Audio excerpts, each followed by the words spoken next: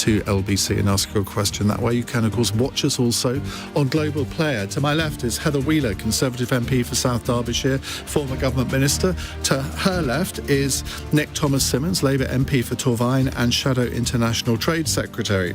To my right, Baroness Claire Fox, non-affiliated peer and director and founder of the Academy of Ideas think tank, and Christina Patterson, writer and broadcaster and author of the book Outside the Sky is Blue. They are here to take your calls. It's your agenda. I don't ask the questions. You ask the questions on 0345 6060 973. Call 0345 6060 973. Tweet at LBC. Text 84850. Cross question with Iain Dale. This is LBC. Well, when I say I don't ask the questions, I might throw in the odd one along the way. Robbie in Chelmsford is our first caller. Robbie, what would you like to ask? Good evening, all. I would like to know, do you think all free speech is important, or just the voices that we agree with? And what are you referring to anything in particular here? Oh, well, I couldn't possibly say, but G. Lineker of Leicestershire today has created some controversy, and I'd be interested to know if the panel believe that his free speech is as important as any other voice. Well, this is Gary Lineker, who tweeted, I think, was it yesterday or this morning, about likening what the government have announced on small boats to events in Germany in the 1930s. And as you can imagine, that's created quite a stir. Nick Thomas-Symonds, let's come to you first. Of course, free speech is an extraordinarily important principle. I mean, we've always, historically, there are certain things, of course, that if people cause harassment, alarm or distress to other people, where the law does intervene, so that there is a line in that respect. But it's hugely important that we do have free speech across our society. With regard to Gary Lineker specifically, that certainly these are not words that I would have used, but I think anything with regard to what action the BBC seeks to take is a matter for the BBC, and I don't think that politicians charging in is necessarily helpful with that.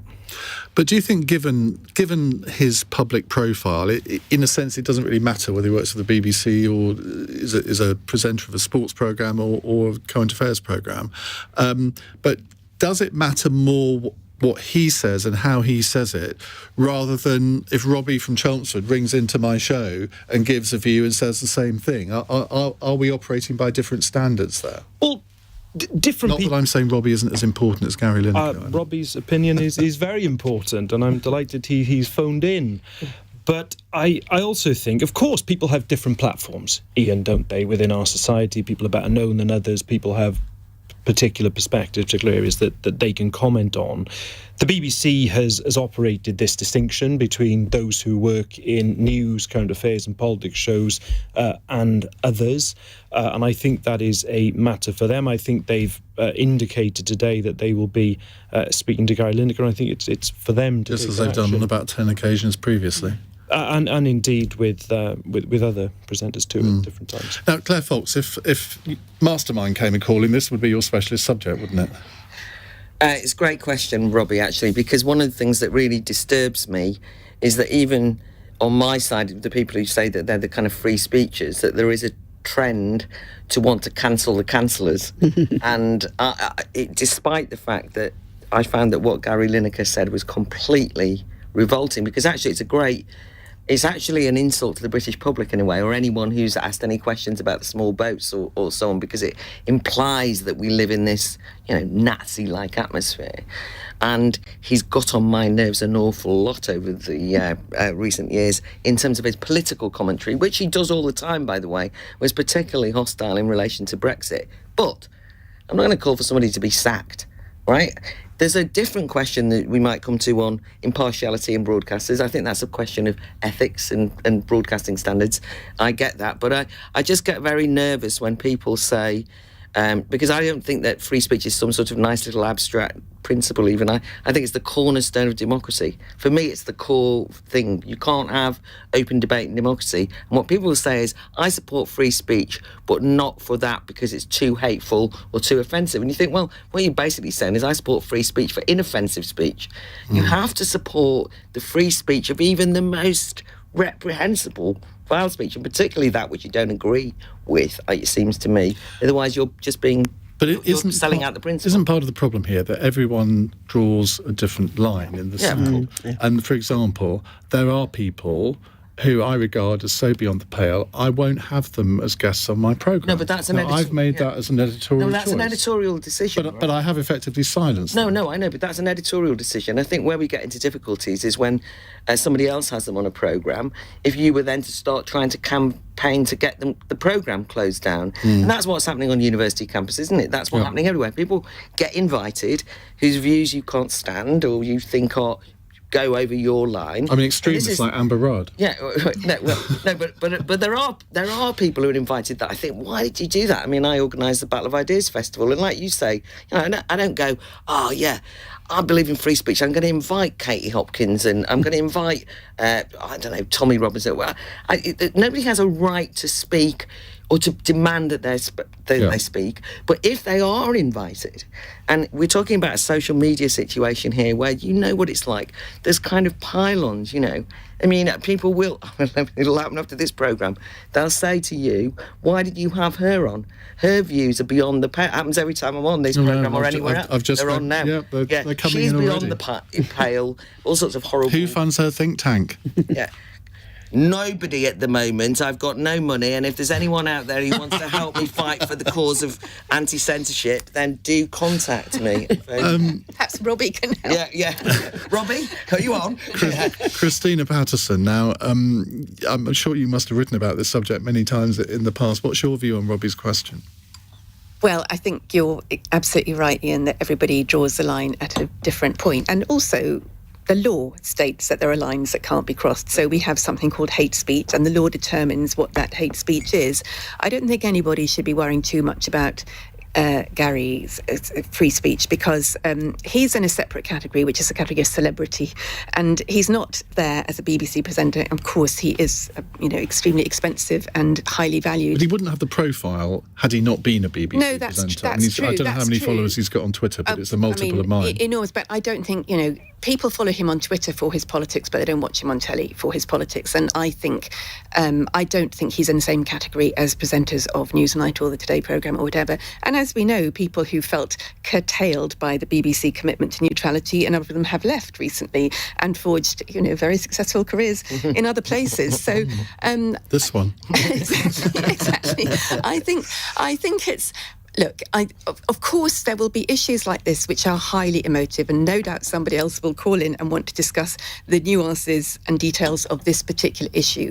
I'm sure that all of us sitting around this table believe in free speech, but it is a question of where you draw the line. I mean, at the moment, if you dare to criticise, say anything negative about Harry and Meghan, as I did on a TV programme on Saturday night, you will spend the next few days drowning in abuse in relation to that. Similarly, on the trans issue, this is the price we pay for living in a free society and speaking out about these things. And it's not much fun to be drowning in that abuse, but, it's a relatively small price for freedom. Gary Lineker, I'm told, has 8.7 million Twitter followers. I have 270,000. I feel so inadequate. I have a lot more inadequate than you then. Can I just tiny clarification, because I think when you say, we've got laws about hate speech, I mean, now that I spend a bit of time looking at laws, one of the things you can say is that nobody can agree what that hate speech is, because you might think we all think we all know what we mean. But I would say that actually Gary Lineker's tweet was hate speech. I'm just not trying to ban it, right? Because I thought it was pretty hateful about what he was saying. But it's just that you made the point about trans, and I'm not going into that issue. That way that's madness. No, but I'm making the point that if you argue for women's rights on International Women's Day in a particular way, you're going to be accused of hate speech and bigotry by a certain group of people. And so we go on. So my point is, we've all got different lines, which is therefore why I say absolute free speech, and it's a price worth paying, even if we get a lot of abuse for it. I thought International Women's Day had actually been renamed to International People with Cervixes. It probably is. In some people's heads. I'm going to get so much hassle for that, aren't I? So am I. So we're going to get more than you, Iain. Heather Wheeler. I'm unbelievably annoyed about the tweet. I think he shouldn't have done it. I think he genuinely is abusing his position as a BBC employee. I really, really do. Even though he's presenting on sport and not current affairs? It doesn't matter, because he knows that he's putting it out there, not for the people that are interested in watching 22 people run up and down plus the bloke in the middle wearing black. You know, he's not very interesting to watch. He's not broadcasting to that. He's not broadcasting to those people. He's broadcasting as a celebrity having a political point of view. Well, do it off the dime of the BBC. He was doing it. I mean, he wasn't doing it. It was nothing to do with the BBC. He was doing it on Twitter. That's a separate, one could argue, currently not terribly pleasant town square. He's paid for by the public purse. Well, he does. He's paid for by a lot of people. But, I mean, surely free speech is important to everybody. Why should somebody who isn't a political interviewer, journalist, why shouldn't they be entitled to express their opinions? Well, they are, but he's actually paid by the public purse. That's the problem, isn't it? And so, he's paid to present a football programme by the public purse. You know and I know that I'm repeating myself, so I apologise, but I just think that he's overstepped the mark for somebody who is paid by the public purse. A follow-up text question here from Andy in Taunton, who says, was Rishi Sunak being hateful in saying Keir Starmer is on the side of people traffickers, which we talked about a little bit in the last hour, which I thought was a completely reprehensible thing for him to say. I get the cut and thrust of PMQs, but nobody seriously believes that Keir Starmer is on the side of people traffickers, so why say it? The amount of interventions by lawyers to stop the route of the government to stop the little boats coming over has been absolutely astonishing. The upside is that the people traffickers carry on being people traffickers. If Keir Starmer was prosecuting when he was DPP. Yeah, absolutely fine. And did you not wince when you heard that? To be fair, I didn't actually hear it at all, because the noise in the chamber was so big. I didn't actually hear it at all. Are you wincing now when I ask you about it? Because I would have been embarrassed to be a Conservative MP watching that. As you say, the cut and thrust in the chamber is what happens. Right, very briefly, Nick. That comment was completely wrong, and anyone who'd seen what Keir Starmer has done in his career, including as Director of Public Prosecutions, when actually he was the one giving the instructions, giving the orders in that position to prosecute people smugglers, would know that it was completely factual. I thought it was an absurd thing for the Prime Minister to say. But Iain, I just came running over from the Lord's repeat statement on the issue of the boats. And I actually got quite exasperated with both sides, I have to say. It's not that I think, the toxic language, but I thought everyone is, this is a really serious issue. So what you've got is, in this instance, it was the Labour Party want open borders, which is just not true. I don't think they do want open borders. I think, however, they are not helpful in the way that they put up blocks of what needs to happen. But on the other hand, you then had the Labour Party saying, some people from the Labour Party saying that the problem was Suella Braverman's rhetoric that caused the crisis and was fueling xenophobia and hate. So then I started thinking... comment, isn't it? No, because what I'm saying is, I'm saying that it's actually hateful to be in a situation... What's happened is the British public, perfectly reasonably, are fed up with being told that you can't stop or you can't control your borders, right? And so there is a danger that we are going to undervalue the meaning of what refugees means, the meaning of what asylum means, even the meaning of what modern slavery is, if you keep saying to people, everybody in those small boats are genuine, and that anyone who criticises them is uncompassionate, inhumane. That's an insult. But when you have a Home Secretary who tries to imply that 10 million people are seeking to come to this country, she actually said it in those terms yesterday, then, I mean, that was pure dog whistle politics. I'm saying to you, there was dog whistles all over the House of Lords from all sides. That's what I'm trying to say to you. Dog whistles are in the ears of the beholder. No, but if you accuse the British public effectively of being inhumane and lacking compassion... I don't think anybody did accuse the British public of being inhumane and lacking compassion. And the fact is that actually the British public, no, I think you're wrong. And I think the British public cares much less about the small boats than the politicians. No chance. Absolutely no chance. According to I think the system is absolutely disastrous, and I think it does enable the people smugglers, and I think the fact that most of the people coming over on small boats are male and under the age of 40 shows how totally unfair the system is. The system doesn't work. Labour, no, it doesn't work. The Tories, no, it doesn't work. But it is not people's top priorities. According to an Ipsos poll, 80%, it's the economy, the NHS, inflation, those are the things people care about. 20%, for 20% of people, was it their top issue? And Rishi Sunak has set himself up. Quite a lot of people. It's not not representative. I'm not saying it doesn't matter. I think it does matter. I think people like fairness, and I think it's an unfair system that enables criminals to make money, huge amounts of money, in a way that brings the wrong people very often into the country, because there are often many more deserving cases. But right. I think that it's not fair to say that the British people are being hateful. I'm saying they're being gaslit as being told these are people fleeing war and persecution. That was what was happening. And I was saying, well, they're perfectly right to question, as you've just done, without being accused of being inhumane and not caring and being xenophobic. We're going to move on. Robbie, thank you for your opening question. Thanks to Andy for the text question as well. The number to call if you'd like to put a question to our panel, 0345 6060 973. You're listening to Cross Question on LBC. It's 17 minutes past 8. This is LBC.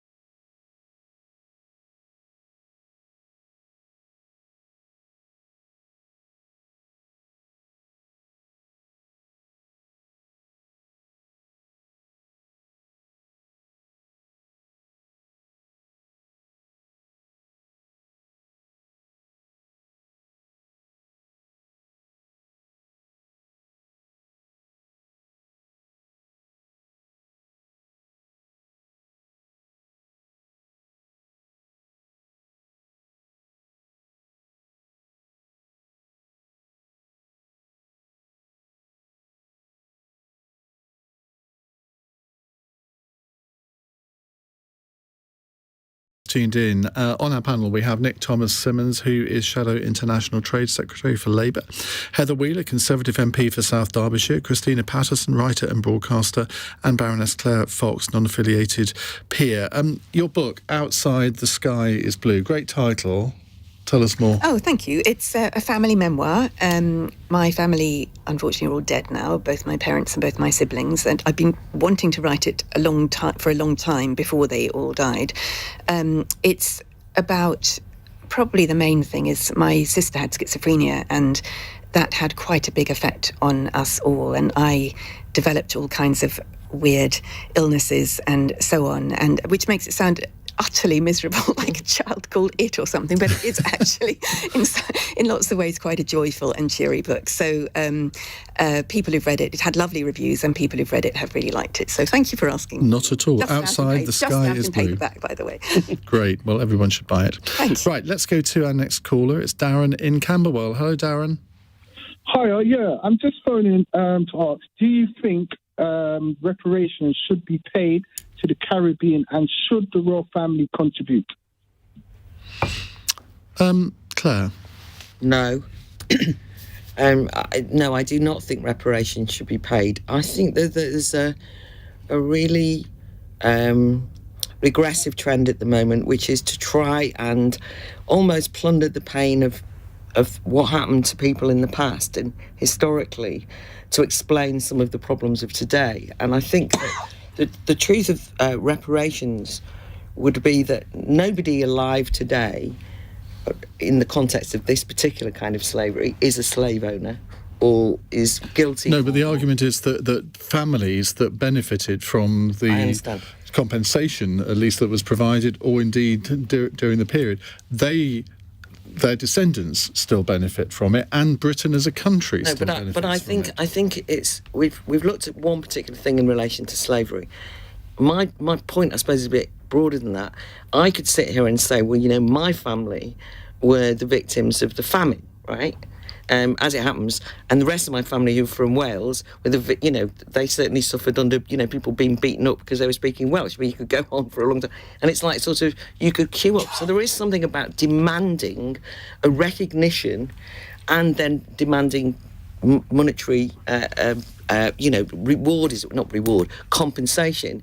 And I think that actually it doesn't allow us to build a new society where we have equality, but it makes us go back bitterly fighting arguments that actually none of us can take full responsibility for. It's punitive, it's unpleasant, and I actually think that that's a really divisive way of looking at the world, and I don't think it helps us understand history either. But you've got the Trevelyan family who were involved in the slave trade, apparently going to the Caribbean, apologising for their family's role in it, and offering themselves to pay some sort of compensation. Because it's become quite fashionable to do so. I mean, I understand. I mean, it's like the sense in which people feel, or maybe I should say sorry, and everybody's rather defensive and so on and so forth. All I'm saying is that in every single instance, everybody who is rich, right, and I'm not, everybody who's rich will have exploited somebody along the lines, right? And do you see what I mean? Like everybody who's rich in this country, they will have exploited the British working class along the lines, you know what I mean, sent kids up chimneys and so on and so forth. And I'm simply saying that I think that these were the horrors of the past. There are plenty of injustices and horrors going on today I want to fight, and I'm concerned about our plundering history for the pain of the past it's a distraction to me. Heather, you were a Foreign Office Minister. I don't know whether this came up during your time there, but it's been brought up today by Clive Lewis, one of Nick's colleagues on the Labour benches. He thinks it's certainly something that we should be talking about and probably acting on. What do you think? No, I think he's completely wrong. And I think it's almost like moving the dial on the next area of woke. So what should we do this week? Oh, right, no, we'll do reparations this week. I genuinely, that's not a throwaway comment by me. I just think that it's just astonishing. I mean, remember Mr. Cameron stood up and did an apology for the potato famine in Parliament. When I was in the Foreign Office, we've done an apology to the indigenous people that Captain Cook fought against when he found New Zealand. Well, as it happens, one of the captains that was killed in that skirmish was a relative of mine. I don't remember anybody apologising to my captain, but, that's another story. You can imagine the Foreign Office were well chuffed with that. Surely we should accept our role in history, whether it was glorious or whether it wasn't. And it's quite legitimate for people in the Caribbean to have a view that, we think that there is a case to answer here.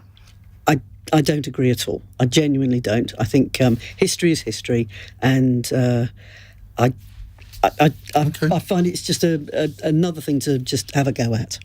Christina? This one is so difficult. I just don't know how to answer it. I think we do have a responsibility towards the Caribbean. You know, the legacy lives on in so many ways.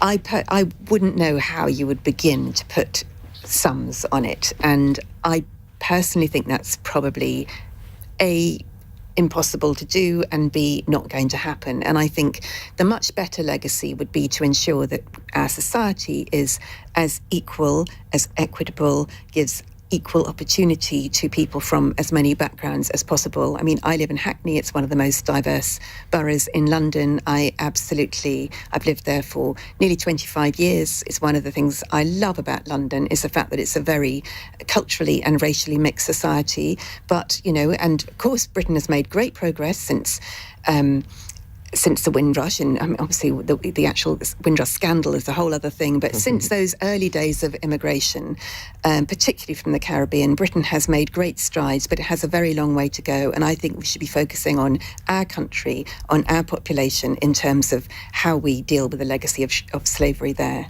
Nick? I think this is about finding a way forward in the present.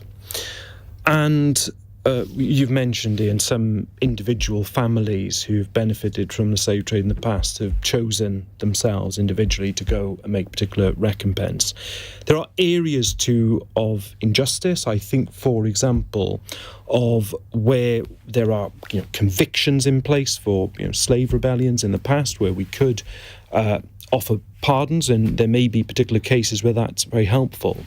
But I also think, too, I was at the Commonwealth Investment Summit in recent months, and I do think we've neglected the Commonwealth as a forum in our foreign policy. And I think there are things we can do now, whether it is around aid, whether it is around trade, but also what are the challenges in the present that we can actually lead across the world in, whether it is in terms of tackling climate change.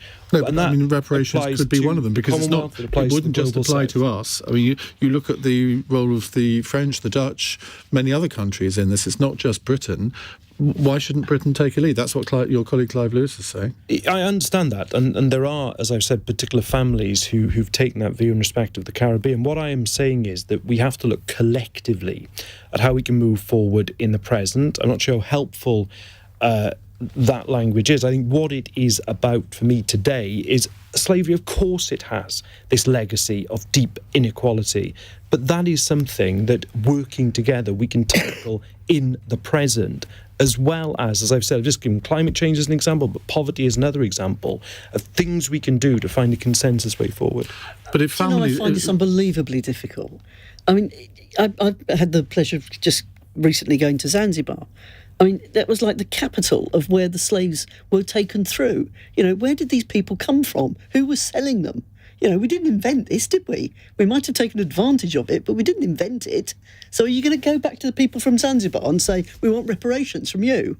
I mean, this is where this gets nonsense. Somebody here is saying Anglo-Saxons were slaves of the Normans. Who's going to pay for that? I mean, I said earlier that you could argue that Britain should approach Denmark for reparations for the way the Vikings raped and pillaged their way through the country. I mean, it is a can of worms, but I think it's a debate which I suspect is going to go on and on, but not on this programme for now, because we're going to change the subject in just a couple of minutes' time. You're listening to Cross Question on LBC. Let's get the news headlines at 8:30 with Andy Ivey. Wintry weather is expected to cause more travel disruption over the next 2 days.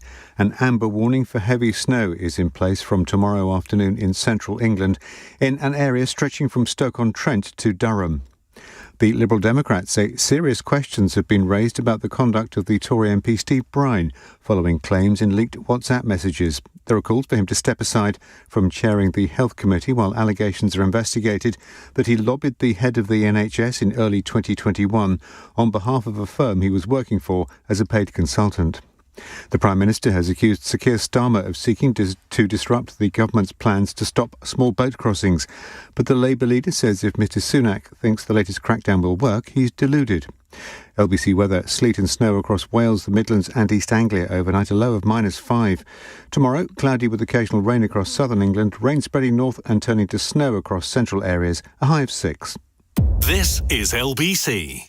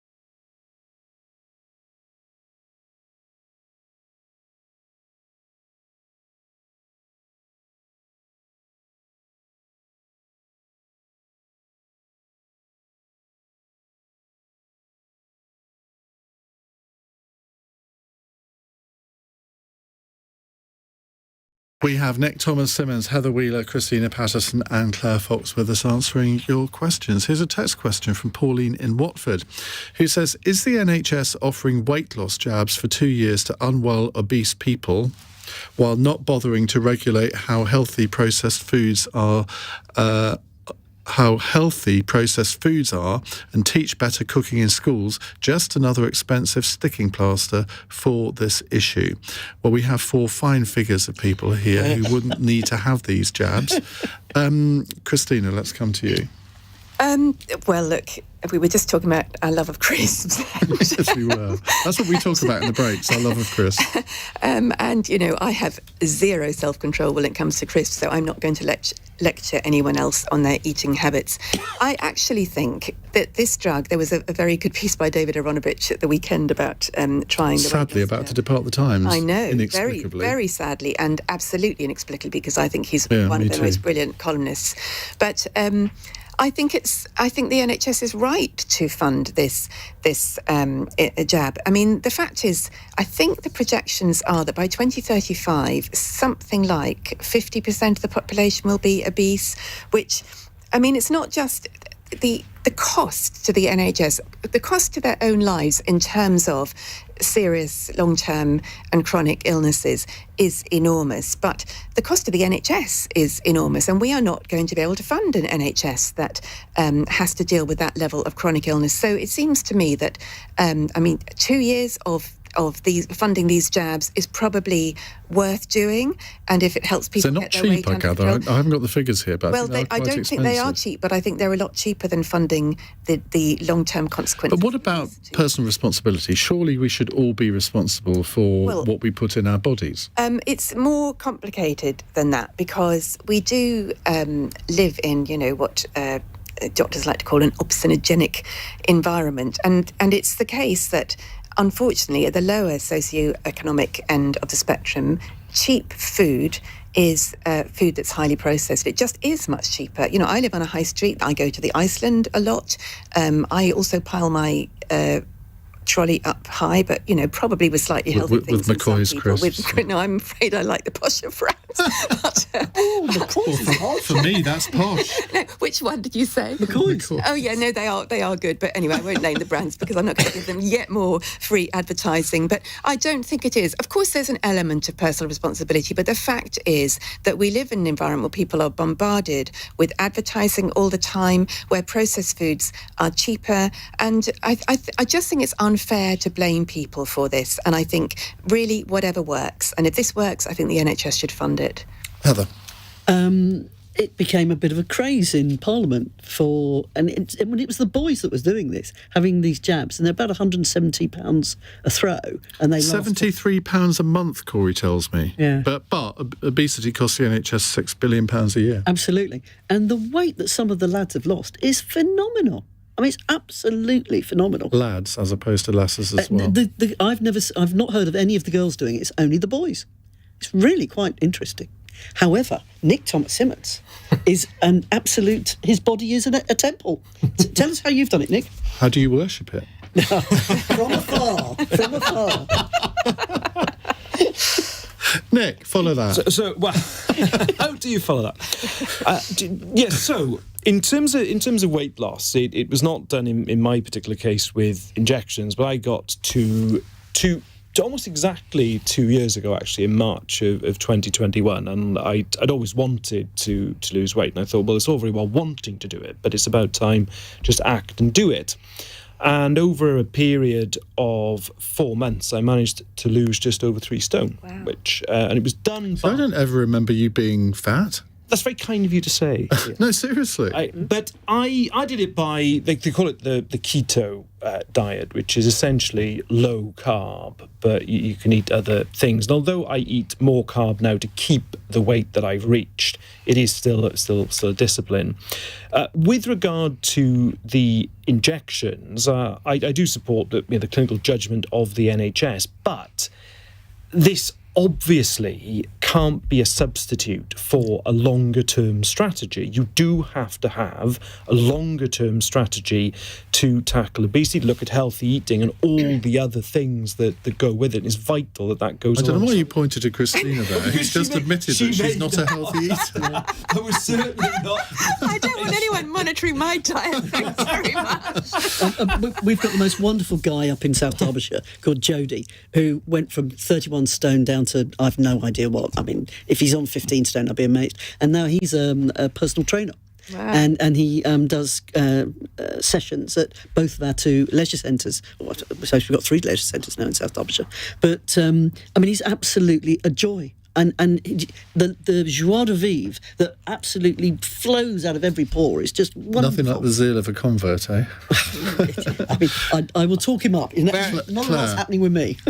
Very quickly, we want to untangle a number of things. I mean, actually, people who are overweight are not... It's not routinely that they're all unhealthy. I think it's very important to state that because you can scare people, right? I mean, you know what it's like when you go to the doctor and they go, you're, you know, they give you a lecture basically. Well, that's if you get to the doctors, but I'm saying when you did. So I think we don't want to overstate it. It can be a serious health problem though, and in that sense, if there's a miracle injection and the NHS can help people, then and it's going to improve their lives and so on. And this is not being given to everybody, by the way. I mean, I'm amazed here there's a fad round and Parliament and the boys. I mean, I've never heard of it before. There's that. But I think that's slightly different because I think that people can't, on personal responsibility, of course people should take personal responsibility, but I mean, I'm like in one of those WhatsApp groups, anyway, with a lot of people who are obsessive about losing weight, right? And they find it hard. Right, and I kind of on occasion I just say, can't we just relax and enjoy and just? Or just I love WhatsApp group. No, but they're my mates. But I mean, what I'm trying to say is, I understand that it can be very hard to be disciplined. That's the point I'm making, right? It can actually destroy your joie de vivre. You know, you actually become obsessed with your body weight. And I do worry that we sort of say to kids, you know, there's obesity everywhere, everyone's unhealthy. At one point we were measuring and weighing children in primary school. I mean, if anything was going to make you body conscious, it has to be that. And I think that, therefore, I'm just a bit... I don't want to over-panic about obesity, but where it's a clinical problem, great, there's a drug. Christine, you're absolutely right about self-discipline because some people have it, some of us don't.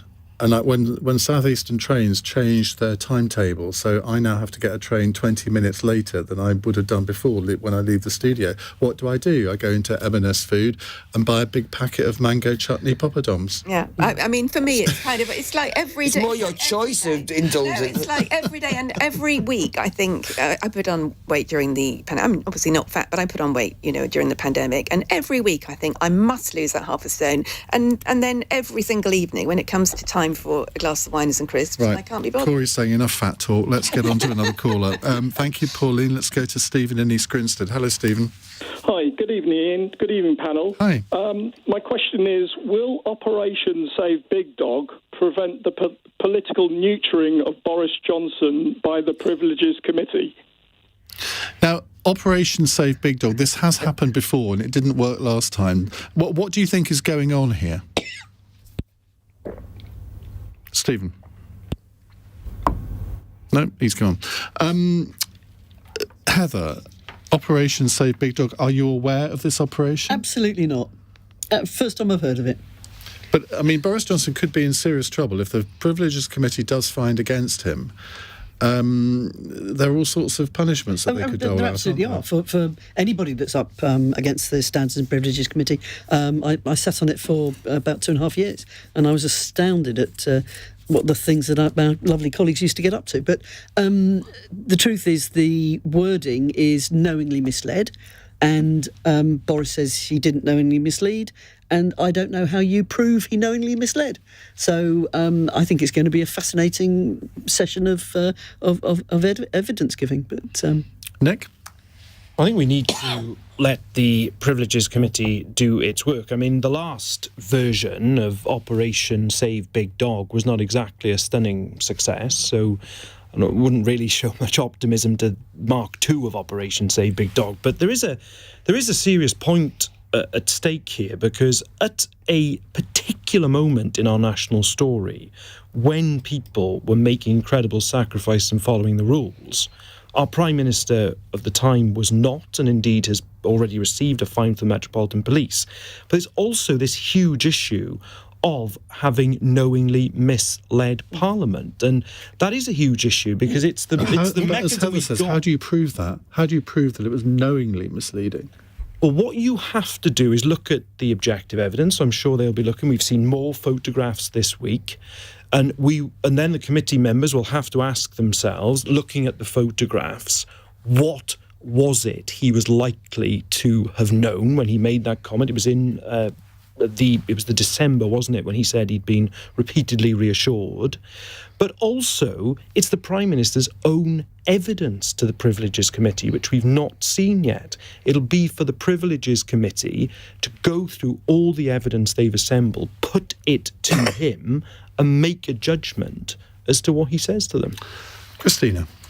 Well, I think, obviously I'm not the Privileges Committee, but from what we've seen so far and what they released in that report last week, and they said that it looked as if on at least four occasions he may well have misled Parliament. I have to say that on the basis of those WhatsApp messages, it looks to me as if he did, because there were a number of messages that were saying things like, well, I'm struggling to see how we can justify this one, and someone saying, well, it looks as if the PM had a piss up, and someone else saying, well, hard to argue with that. I'm paraphrasing, I can't remember the exact I think the words. word you were searching for was party. Sorry, I do apologise, but actually the precise words used in the WhatsApp were not party. It's 15 minutes to go till the watershed. oh, apologies. But I think the key thing here is that Boris Johnson made the rules. They were very clear. You were not allowed to mix with people socially during that time. And as we know, people missed saying goodbye to people who died. They missed weddings, they missed funerals, they missed all kinds of things because of the rules. And we do know that repeatedly large groups of people with suitcases of alcohol were jammed into offices. It was so evidently against the rules. And when Boris Johnson apparently said, I was reassured that, we now know from the WhatsApp messages that was not a policy thing, that was a PR thing. Someone said, oh, how do we defend this one? And someone came up with some, kind of crackpot theory as to how it could be defended. It was absolutely clear from the start, from when Partygate broke, that the rules were being consistently broken at Downing Street. Boris Johnson lived above the office, walked through those gatherings, allegedly joined a number of those gatherings, as well as the one for which he was fined. So it seems to me that the evidence looks pretty strongly as if he did mislead Parliament. That's enough from Pottymouth Patterson. Let's go to Claire Fox.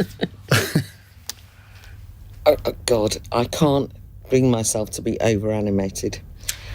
And that's partly because I've read those WhatsApp messages. And if you want, the shocker for me is how many people are involved in misleading Parliament knowingly. And what I'm more worried about is them misleading the public. I mean, they have conversations. I don't want to repeat the whole WhatsApp message saga, but, can we ramp up the fear? Is there a new variant we can use? All of this sort of stuff. And they were a small handful. And by the way, for me, the shocking thing of that period was, I'm not interested in defending Big Dog. I mean, even the thought, but I'm also not interested in throwing him to the dogs. I mean, I just feel there was much more serious stuff going on here. And the thing that I'm still horrified by was that the reason why that WhatsApp group contains just a handful of people in it is because actually parliamentary democracy and civil liberties were suspended, for which every party went with, right? I mean, everybody voted for the Coronavirus Act. When I tried to raise objections, minor objections to some aspects of lockdown being disproportionate, I was treated like I was some conspiratorial lunatic and called horrible names by fellow parliamentarians who were baying from all sides of the House. Well, I'm saying it's not party political. So it's that.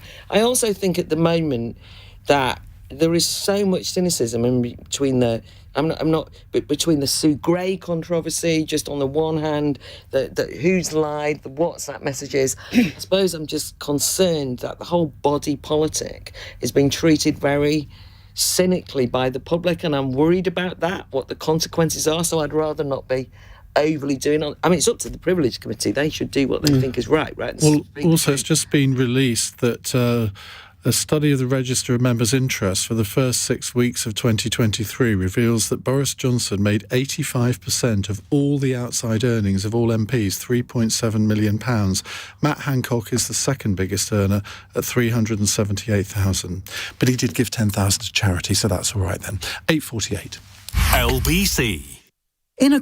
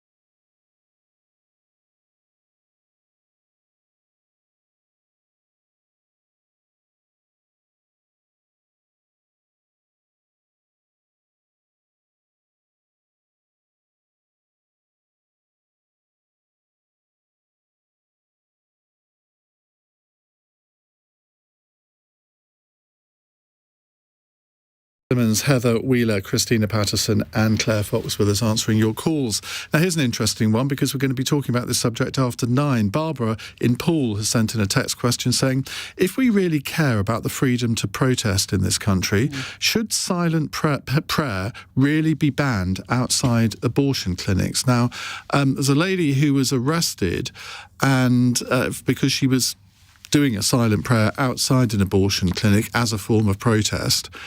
And she was asked to move along. She refused to, so she was arrested. And some Tory MPs put down an amendment to some legislation, and they've lost this amendment, which would have then allowed this to happen.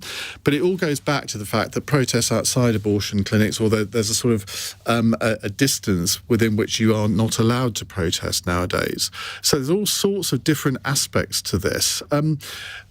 Heather, let's come to you first on this. It's a very difficult one, isn't it? It is a very difficult one, and it was one of those occasions in Parliament when it was a free vote, because it's a matter of conscience. So I completely respect the right of women to choose. I think there are times when abortion is absolutely a must. So I'm not against that, but I voted for the amendment because I thought it was utterly ridiculous. You've seen the video of the policeman and the policewoman talking to this woman who is physically there on her own. She's got no placards, no, shouting at people or anything like that. She's literally just standing there, and they're saying to her, "What are you doing?" "I'm praying." You're praying silently, yes, because you're not saying anything. Yes, I'm praying in my head, and and that's it. And she was arrested for that. I just can't believe that we've come to that in this country. It's just wrong, and I genuinely think that they've misinterpreted the rules. I genuinely do. Claire? So, actually, this is an amendment that's changed the law and says that there will be now buffer zones around any medical establishment that has abortion facilities, whereas before it was only local councils' public space protection orders. So let me make it clear. I am an activist when it comes to women's rights to abortion. And I think that the people who are on vigils, praying outside and so on, outside abortion clinics, are distasteful and cause a lot of aggravation. Or not aggravation, distressing for people. It's horrible. And I think the kind of silent praying, if you've got your rosaries and you're basically implying, I think all that. However, I support the right to protest for everyone and try and be consistent. And this was brought in the Public Order Bill. And so I actually put forward amendments on this to try and stop this happening. I lost in the Lords because I think that you've got to be consistent. Like I said on free speech, can't just say, I support the right to protest, but not those people. And so it's interesting. Dilemma. Oliver has tweeted, are people protesting? I mean, that's an interesting one, isn't it? No, well, what's happened is that there's vigils outside abortion clinics in some areas where they're kind of praying and put leaflets in and so on and so forth. And it's sort of to make the point, and as I understand this, the anti-abortionists have been doing going into these buffer zones and standing there silently. The police have arrested them. It's a worrying thing, right? It's a thought crime. And even though I know that they're doing it to make a point, and I don't support their aims in relation to abortion, I think we have to be worried when the state and the police can arrest people, even if they're having an anti-abortion vigil, right? Anyway, I know that all my pro-abortion mates, I've had more arguments over this than anything else that I've been involved in politically for quite some time. And you've had a few arguments in I've had the odd one. Christina? Well, this is really difficult, actually. Well, I mean, not actually. Obviously, we know it's difficult, but I think everybody has the right to believe what they like in their head. Everybody has the right to pray in their head. I think, personally, if she was standing there silently and it wasn't evident what she was thinking, doing or praying... Well, she was a repeat offender. This had happened before. She was a repeat offender. Well, it's happened twice. Yeah. I don't know how the police use their judgment on those occasions. I think it's very, very difficult. But I think I would probably on the side of caution in terms of arresting someone in that situation, because I think if you're literally being arrested for what is going on in your head, I think that is probably crossing a line. Nick? Well, I do support the policy of buffer zones, and I did vote accordingly and have voted previously in Parliament on that, because I support the rights of women to have safe and legal access to an abortion.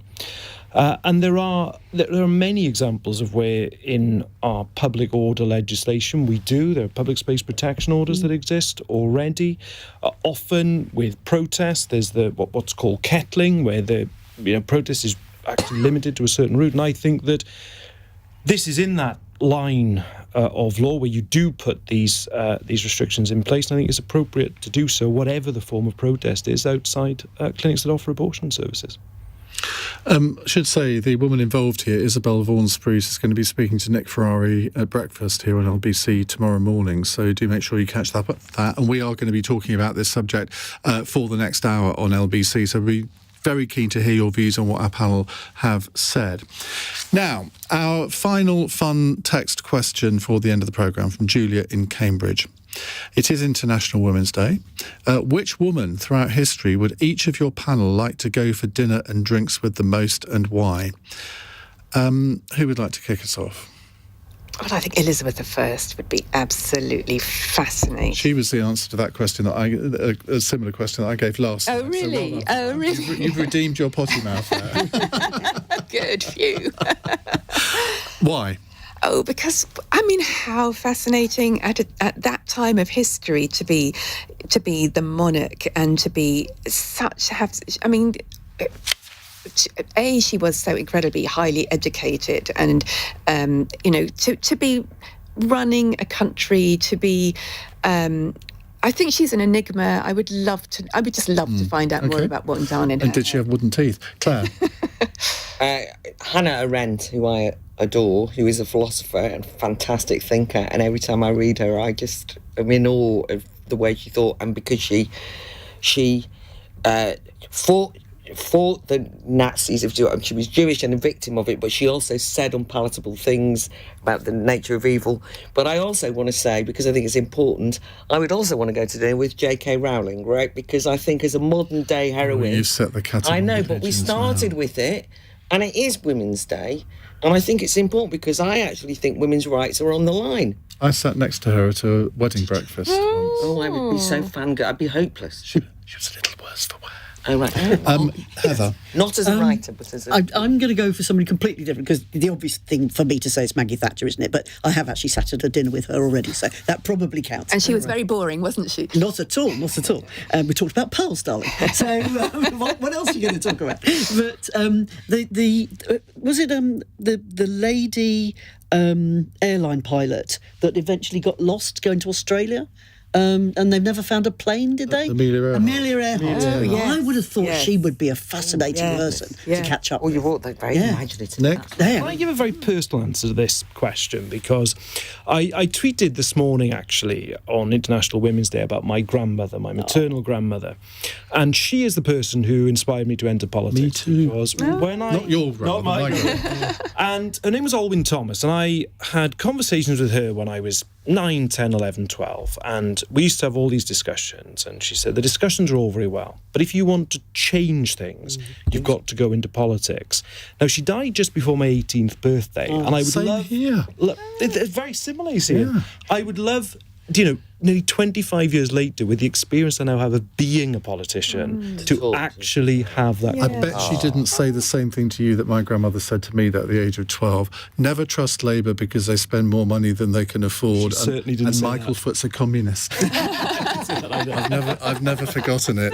Nick, Heather, Claire and Christina, thank you very much for taking part in today's Cross Question. Coming up in the next hour, as I say, we are going to return to the subject of the dilemma that I think we all have when we balance up the right to protest against the right for women to go into an abortion clinic and not be disturbed, not be distressed by the experience of seeing protesters outside. You've already heard the circumstances here. Do you think that this woman who was praying... Now, I don't know whether you class praying as a protest or not, but the police clearly did. They arrested her. And there are attempts to change the law now.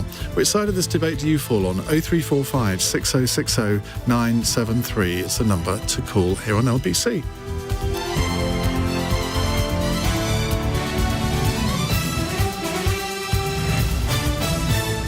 On your radio, on Global Player, and Play LBC. leading Britain's conversation. This is LBC. From Global's newsroom, the Labour leader has accused Rishi Sunak of being deluded over his plan to ban migrants arriving on small boats from claiming asylum in the UK.